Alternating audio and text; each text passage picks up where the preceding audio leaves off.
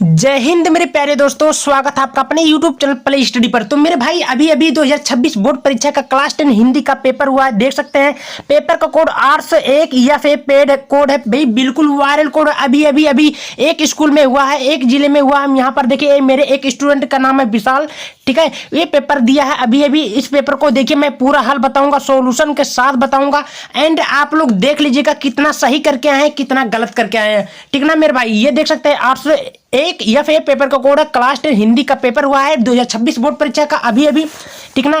तो यहाँ आप सभी को एक एक क्वेश्चन को बारीकी से समझाऊंगा, क्वेश्चन किस प्रकार पूछा गया था। और आप लोग कमेंट करिएगा कितना सही किए, कितना गलत करके आए। समय आपका 3 घंटा 15 मिनट दिया ही जाएगा। यहाँ बोल रहा था कि 15 मिनट परीक्षार्थियों को प्रश्न पत्र पढ़ने के लिए निर्धारित है। यह प्रश्न पत्र 2 खंडों में विभक्त है। खंडवा कुछ करना नहीं है, ये नहीं है, ठीक ना। सीधे अपने टॉपिक पर आ जाते। तो मेरे भाई यहाँ पर देखिए खंड आ हमारा बोला था बहुविकल्पीय प्रश्न था। सबसे पहले क्वेश्चन आपके सामने बोल रहा था कि श्रृंगार रस मंडन के लेखक कौन है। 4 ऑप्शन दिया, चारों में से आपका राइट उत्तर एक होगा।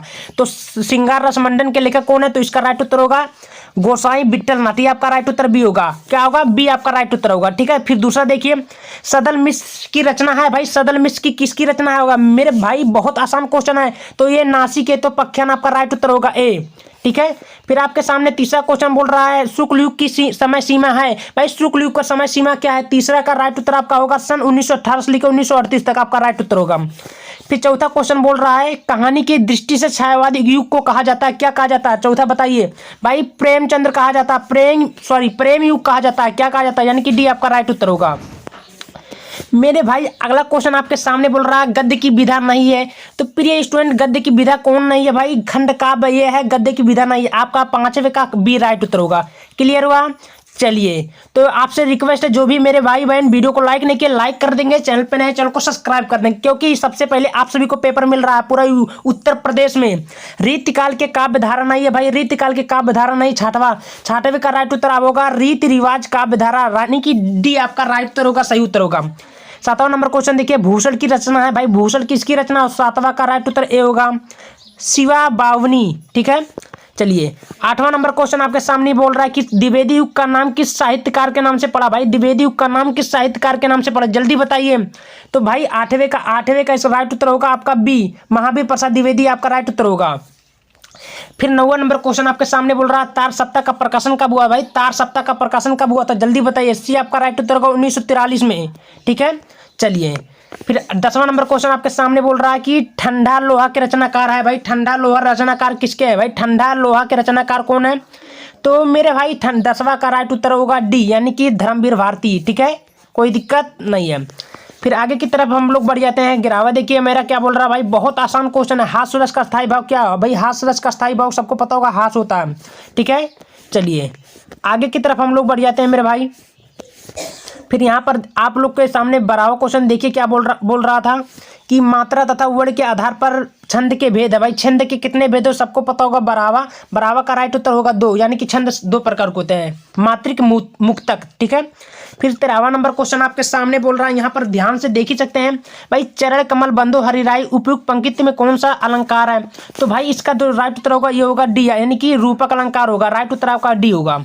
चलिए फिर 14वां क्वेश्चन देखिए परिचय शब्द में उपसर्ग है भाई। परिचय शब्द में उपसर्ग कौन सा है, 14वां का आपका राइट उत्तर होगा परी होगा। 15वां बोल रहा है कि चौराहा शब्द में समास है भाई। चौराहा शब्द में समास कौन सा है, तो 15वां का राइट उत्तर होगा द्विग समास है, यानी कि आपका राइट उत्तर ए होगा। चलिए क्लियर हुआ। फिर 16वां देखिए आंसू का तत्सम रूप है भाई। आंसू का तत्सम रूप कौन सा, जल्दी बताइए। तो 16वां का आपका राइट उत्तर होगा मेरा भाई अश्रु, ए आपका राइट उत्तर होगा। क्लियर हुआ। देखिए क्वेश्चन मैं आप सभी को बता रहा हूँ, पूरी की पूरी मिला लीजिएगा, कमेंट करिएगा कितना सही किए हैं, कितना गलत करके आए, ठीक ना। चलिए 17वां नंबर क्वेश्चन आपके सामने बोल रहा है इसमें से कौन सा शब्द का सर्वनाम है।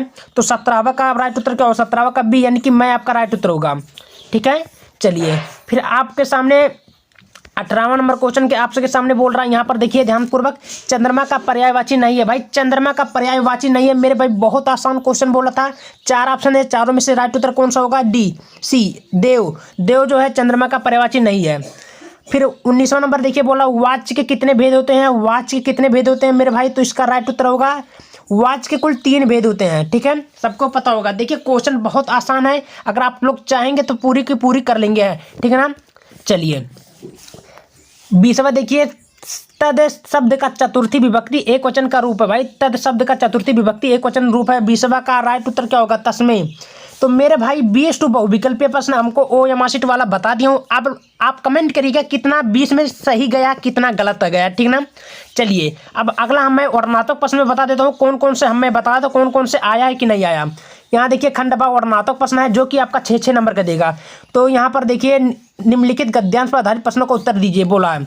तो यहाँ पर देखिए सबसे पहले भिन्न भिन्न धर्मों के मानने वाले भी जो सारी दुनिया के सभी, तो ये कुछ करना नहीं है, यहाँ से लेकर भूमितन से लेकर आश्चर्य की बात है यहाँ तक करना था, लेकिन इसमें से गद्यांश बोला था, इसमें से फिर क्वेश्चन बोलेगा, फिर व्याख्या करना था, ठीक है। फिर आपके सामने फिर अगला देखिए ध्यान से क्या बोला था मेरे भाई, अथवा करके देता था, विश्वास पात्र मित्र से बड़ी भारी रक्षा रहती है, जिसे ऐसा मित्र मिल जाए समझना खजाना मिल गया। तो यहाँ से ये भी क्वेश्चन मैंने भाई मैं कल ही बताया हूँ, शॉर्ट में लॉन्ग में दोनों समझाया हूँ। क्वेश्चन फंसा पूरी तरह, संदर्भ लिखना था, इसका व्याख्या करना था, ये करना था। बहुत आसान क्वेश्चन आया था। फिर 6 नंबर का आपका यह पद में देखिए क्या है, चरण कमल बंदो हरि राय, जाकी कृपा पंगु गिरे लांघे अंधे को सब कुछ दर्शाई। तो मेरे भाई बहुत आसान क्वेश्चन है, यहाँ पर देख ही सकते हो। ये क्वेश्चन मैंने अभी कल रिपीट किया था, क्वेश्चन फंस चुका पूरा। 6 नंबर आपके सामने आया, उसका भी आपको संदर्भ लिखना था, उसको मैं बोल रहा अलंकार कौन सा, फिर उसके बाद में इसका भी व्याख्या करना था। क्वेश्चन बहुत आसान था, मजेदार वाला था।